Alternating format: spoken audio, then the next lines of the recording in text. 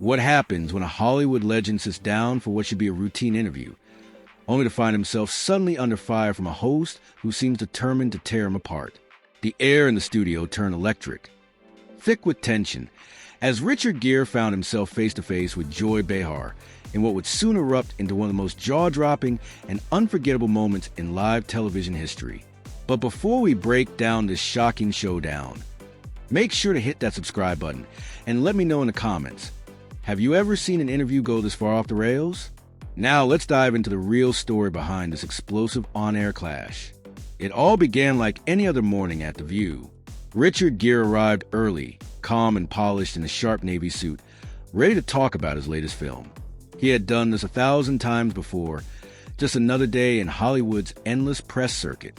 Makeup done, notes reviewed. He had no clue that he was walking straight into a storm.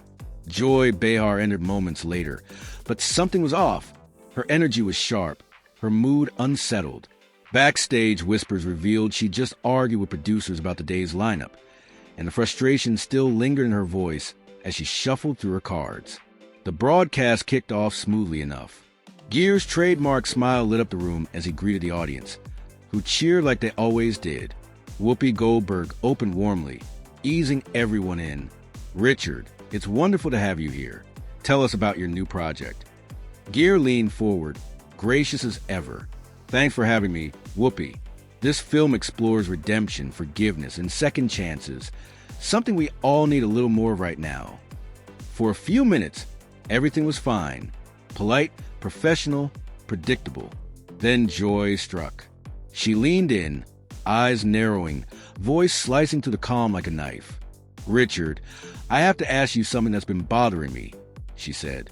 "You've made a career as a romantic lead, the heartthrob, but don't you think it's time to admit those days might be behind you?" The room froze. Even the cameras hesitated, the silence louder than any applause. Gere's smile flickered for a second, then steadied. "I'm not sure what you mean, Joy," he replied evenly, his tone cool but edged. Joy leaned back, smirking. "Come on, Richard, you're not getting any younger. Isn't it a little ridiculous to still be playing lovers opposite women half your age? Don't you think audiences are tired of that?"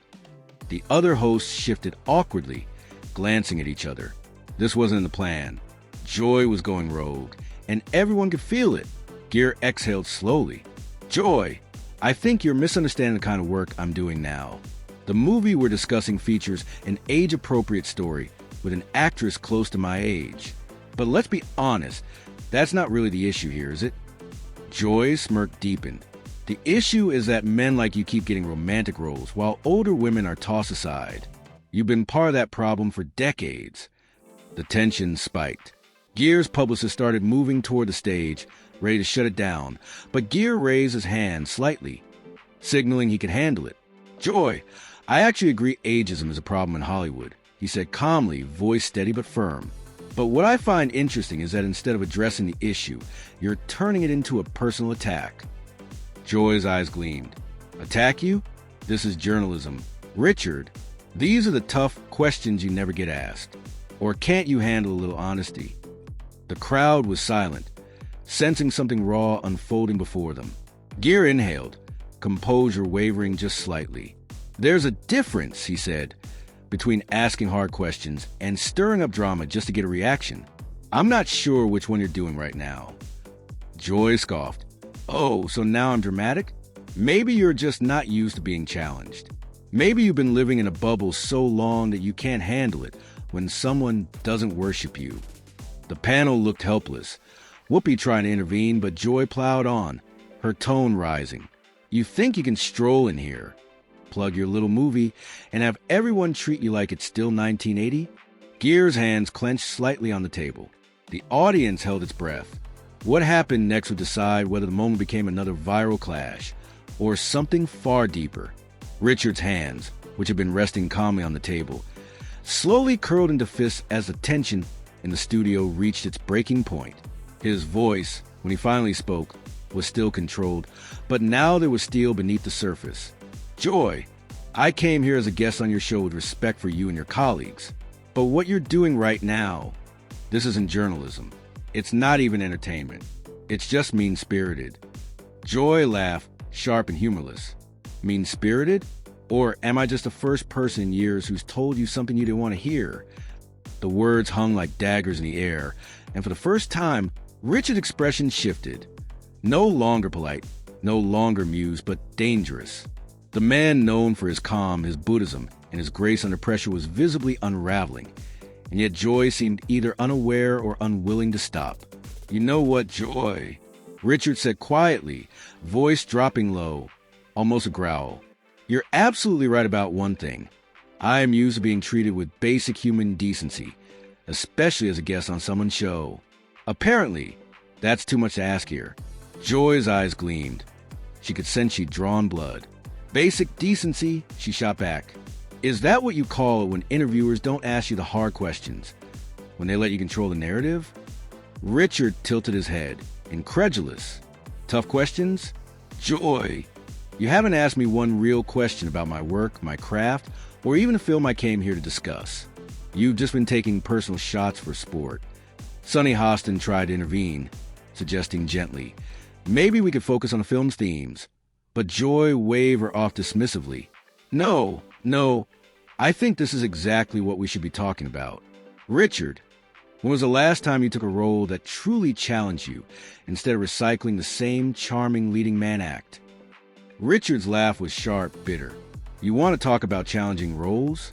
I've spent years doing independent films that barely made it into theaters because they tackle difficult subjects. I've worked with directors who care more about truth than box office numbers. But I don't think you've done your homework, Joy." "Oh, please," she scoffed. "Spare me the artistic integrity speech.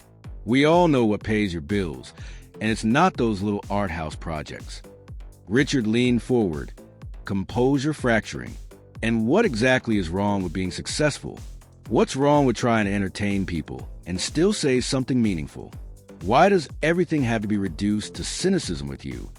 Joy didn't flinch. "Because success in Hollywood usually comes at the cost of honesty. And right now, you're pretending to be this deep, soulful artist when really, you're just another pretty face who got lucky." The audience gasped. Even by the View's chaotic standards, this was crossing the line. Whoopi looked ready to intervene, but Richard lifted his hand slightly, his eyes fixed on Joy. "You know what, Joy?" he said, voice steady but razor sharp. "I've been in this business for over 40 years. I've worked with legends, with geniuses, with people who gave everything for their craft. I've failed, I've succeeded, I've learned, but never have I met someone so intent on tearing down another human being for no reason other than ego." "Ego," Joy snapped. "This is about accountability, Richard. It's about calling out the privilege and entitlement that men like you have coasted on for decades." "Privilege and entitlement?" Richard repeated, his tone rising.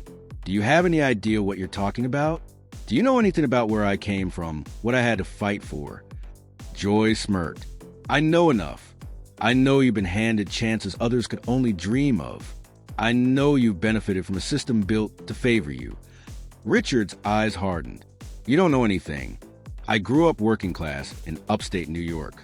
I waited tables. I worked construction. I fought tooth and nail for every role I ever got. You think that's privilege?" "Oh, boo-hoo!" Joy sneered. "Poor little movie. Star had to struggle once. How tragic." The audience audibly gasped again, the tension now unbearable. The other hosts looked panicked, unsure whether to step in or let the train wreck continue. Richard leaned forward, his composure gone.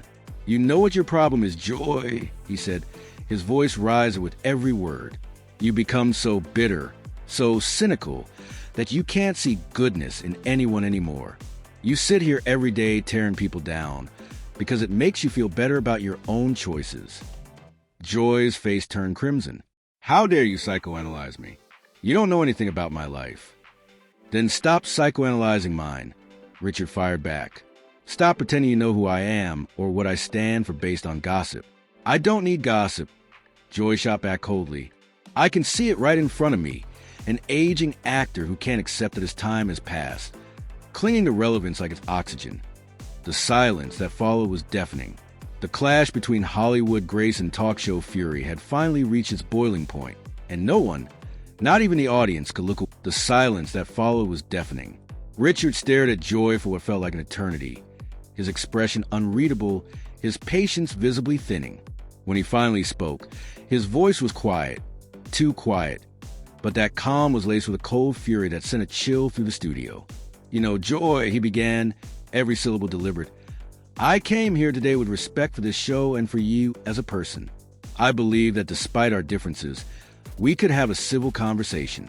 But what you've shown me today is that you're not interested in conversation. You're not interested in understanding. You're only interested in cruelty." Joy opened her mouth to respond, but Richard wasn't done. "And the saddest part," he continued, "is that you seem to think this makes you brave, that tearing people down in front of an audience makes you a truth teller. But you're not telling the truth, Joy. You're just bullying someone because you think you can get away with it." For the first time, Joy hesitated. Her voice, when it came, lacked its usual confidence. "Nobody's stopping you from leaving, Richard," she said, trying to sound composed but failing to mask the tremor underneath. Richard smiled, but there was no warmth in it. "You're right," he said. "Nobody's stopping me. And maybe it's time I did exactly that." The air in the studio turned heavy, almost suffocating, as cameras kept rolling, catching every second of this live implosion. The audience sat frozen, unsure whether they were witnessing great television or a complete train wreck. "But before I do," Richard said, his voice gaining strength, "let me ask you something, Joy. When you go home tonight, when you think about this conversation, are you going to be proud of how you treated your guest today? Are you going to feel good about the person you were?" Joy's mouth opened, but no sound came out. For the first time in her career, she was speechless. The tables had turned completely, and everyone in the room could feel it. Richard wasn't finished. Decades of experience in Hollywood had taught him restraint. But now, those walls were coming down. "You know what I think, Joy," he said, his tone shifting from disappointment to precision. "You're not used to being questioned yourself. You're used to being the one throwing accusations, controlling the narrative, keeping everyone else on the defensive. So tell me, how does it feel when the tables are turned?" Joy tried to laugh it off, but her voice wavered. "Richard, I think you're overreacting. This is what we do here. We have honest conversations." Richard's laugh was sharp and humorless. "Honest? There's been nothing honest about this. You came into this interview with an agenda, and it had nothing to do with my film or my work. This was personal from the start." Whoopi Goldberg, sensing the chaos, tried to step in. "Maybe we should take a break." "No." Richard cut her off firmly, not looking away from Joy. "No, I think we finished this. Because Joy here seems to believe she's performing some kind of public service by tearing people down on live TV." Joy's composure cracked further. "I'm not tearing anyone down. I'm asking questions about Hollywood and aging." "Stop," Richard interrupted, his voice slicing through the air. "Just stop. We both know that's not what this is about." He leaned forward, his eyes locked on hers. "You want to know what I think this is really about, Joy? I think this is about jealousy." The room went still. Joy blinked, caught off guard. "Excuse me?" "Jealousy," Richard repeated, his tone calm but deadly. "I think you see people who are fulfilled, who still love what they do, and it bothers you. Because deep down, maybe you're not as happy with your own choices as you want the world to believe." "How dare you?" Joy started, but the fire in her voice was gone. "How dare I what?" Richard said. "How dare I suggest that the person who spends her career criticizing others might have some of her own issues to deal with?" His voice rose slightly, commanding the entire room. "Joy, I've watched you for years, and this is your pattern. You tear people down because it's easier than facing yourself." The other hosts exchanged uneasy looks, caught between shock and awe. Sarah Haynes tried nervously to lighten the moment. "Maybe we could switch topics?" But Richard didn't even glance her way. "You know what's really sad, Joy," he continued, voice strong, clear, relentless. "You have a platform, a massive one. You could do real good with it. You could have meaningful conversations, bring people together, highlight important issues. But instead, you use it to humiliate guests who come here in good faith." Joy's face burned red with fury and humiliation. I don't have to sit here and take this from some actor pretending to be a psychologist, she snapped. Richard pointed directly at her. There it is again. Another personal attack instead of actually addressing what I'm saying. Do you even hear yourself, Joy? Every word out of your mouth just proves my point. The audience was transfixed. You could have heard a pin drop. You want to talk about being out of touch? Richard said, his voice echoing now. Let's talk about basic decency. About how you think it's acceptable to invite people on your show just to tear them apart for ratings. You think that's journalism? No, Joy, that's cruelty disguised as conversation. The entire studio seemed to hold its breath, knowing they were witnessing a moment that would be replayed for years. A masterclass in what happens when arrogance meets integrity, and integrity refuses to back down. Joy tried to regain her footing, forcing a shaky laugh. Richard, you're being dramatic. This is television. This is what we do. No, Joy, Richard shot back, his tone sharp and unwavering. This is what you do. And the fact that you think this kind of behavior is normal or acceptable says everything anyone needs to know about your character. Around them, the studio was chaos in motion. Camera operators adjusting angles, producers in control room yelling directions, knowing they couldn't cut away from what was unfolding. Richard leaned back in his chair, his eyes never leaving Joy's. I want to ask you something, Joy. When you wake up in the morning, is this really who you want to be? Someone who gets their satisfaction from making others uncomfortable? Someone who mistakes cruelty for courage? Joy's voice, when it came, was barely more than a whisper. I don't think I'm cruel. Richard shook his head slowly. Then you have less self-awareness than I thought, because what you've done today, what you're doing right now, is the definition of cruelty. You're using your platform, your power, to attack someone who came here in good faith. Richard. Sonny Hassan interjected carefully. Your new film deals with forgiveness. Actually, Sonny, that's perfect, Richard said, turning toward her with a calm smile. Because that's exactly what this is about. Joy here seems to believe that being unforgiving, cynical, and cruel makes her honest or real. But all it really does is make her smaller. That struck a nerve. Joy's restraint snapped. I am not cruel. I'm not small.